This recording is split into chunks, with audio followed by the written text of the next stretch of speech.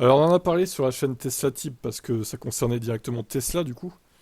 Mais j'ai envie d'en parler ici quand même aussi parce que ça concerne Toyota. Et on aime bien défoncer sur cette chaîne Toyota, hein. Et vu que vous n'êtes pas tous abonnés sur Tesla Tip en plus, pensez-y d'ailleurs, si vous êtes fan de Tesla, c'est là qu'il faut aller. Toutes les actus sont regroupées là-bas.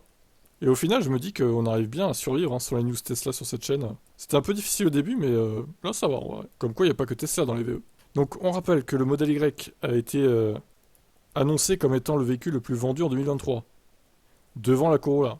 D'accord, bon. Sauf que, bah, Toyota, ils sont très malins en fait. C'est des petits escrocs. Hein, Toyota. L'article mentionnait que les chiffres n'étaient cependant pas définitifs. Toyota vient d'indiquer avoir refait les comptes et affirme que sa Corolla s'est en fait vendue à 1,64 million d'exemplaires en 2023. De quoi récupérer la couronne. C'est Carscoops qui relate la nouvelle. Comment donc 630 000 Corolla se sont-elles ajoutées en une semaine entre les chiffres de Giotto et ceux de Toyota?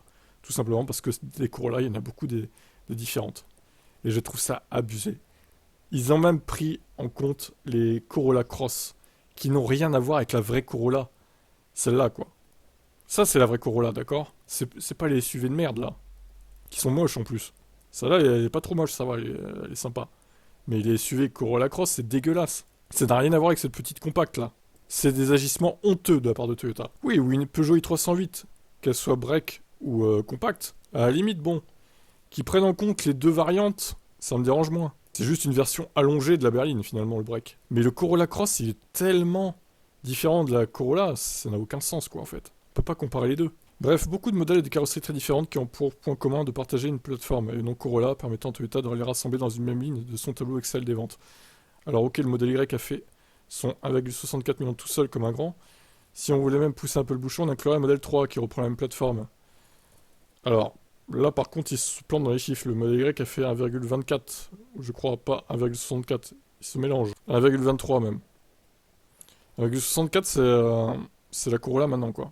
Prenons un peu de recul, d'une part, le rassemblement opéré par Toyota de plusieurs modèles en un seul chiffre est une méthode très largement utilisée dans l'industrie automobile. C'est de bonne guerre. Bah non, c'est pas de bonne guerre, c'est malhonnête. C'est malhonnête, je suis désolé. De l'autre, même si le modèle Y est au final numéro 2 mondial, il n'en reste pas moins que sa performance est absolument hallucinante. Non, mais je suis désolé, pour moi, objectivement, c'est le modèle Y qui est leader en fait.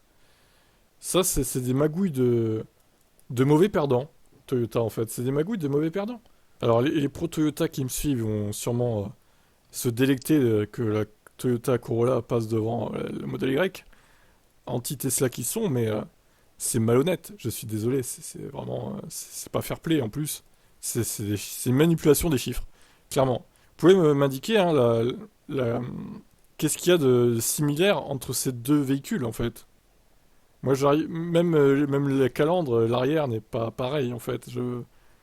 Ouais, ok, je comprends pas en fait comment on peut manipuler les chiffres à ce point-là, mais en même temps, bon, plus c'est gros, plus ça passe, hein, comme on dit, hein. Non, bah c'est voilà, c'est du Toyota quoi, hein.